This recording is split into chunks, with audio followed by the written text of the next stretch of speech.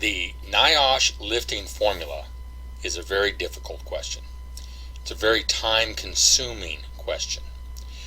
The only good news is that the test will provide you with the formula, so there's no memorization of the formula. However, you still need to know what the movements are in the question to insert them appropriately in the formula. There are two versions of the NIOSH lifting formula. One is imperial, in pounds and inches. The second is metric, in kilograms and centimeters. Since our movements are in centimeters, we're going to default to the metric version. The 36 centimeter number represents the horizontal travel in our lift. That's our H. The 64 centimeters is the starting vertical, or the point at which we begin our lift. That is our V. The 20 centimeters, the second vertical, is our stopping point. That is not the D, or distance, it is part of the D. So we take the 64, where we started, and the 20, where we stopped, and we find a difference of 44 centimeters, meaning the box actually traveled 44 centimeters during our lift. That becomes our D, or distance. Since there was no twisting, our asymmetric, or A, is a 0. It said we were going to lift once every 5 minutes for 3 hours. We derived this from a table.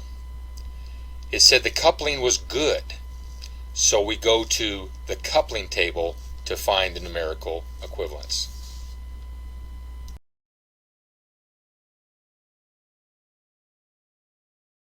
The one lift every 5 minutes is actually reflected on the table as 0.2 lifts a minute. You cannot do 0.2 lifts a minute. It takes 5.2s to complete a lift. Each movement is a minute, so 5 movements would be 5 minutes. It then asks us, were we lifting for 2 hours but less than 8 hours? We were at 3 hours.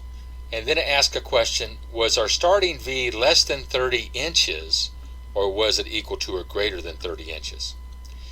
You'll come to find that 30 inches is equivalent to 75 centimeters. They actually use 2.5 as their conversion instead of 2.54. And you're going to see this because of what's in the formula as well as what's on the coupling table. The coupling table is very straightforward. We had good coupling, we go to the good line, and then we answer the vertical question. Was our starting V less than 30 inches, 75 centimeters, or were we equal to or greater than 30 inches, 75 centimeters? Since we were at 64 centimeters, which is less than 75 centimeters, our coupling is a 1.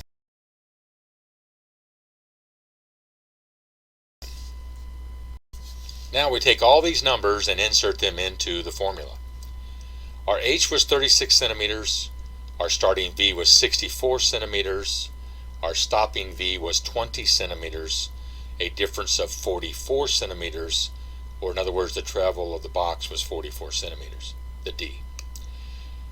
There was no twisting, so our asymmetric is a 0, and from the frequency table we got 0.85, and from the coupling table we got a 1. Now we go to insert these into the formula. Our first issue is with the vertical.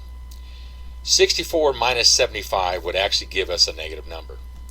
The vertical lines inside the parentheses indicate an absolute value. In simple terms, absolute means we cannot have a negative number, so you have to perform that math outside the calculator before you insert it into the line. Since our asymmetric was a 0, a number times a 0 is 0, so 1 minus a 0 is simply a 1, and a 1 times the 23 kilograms in the formula is a perfect condition, has no impact on the RWL.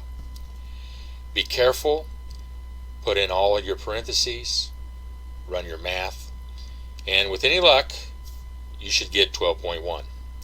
Now, since we wanted to pick up 12 kilograms, 12.1 is actually more than 12 kilograms, meaning we can actually lift as described.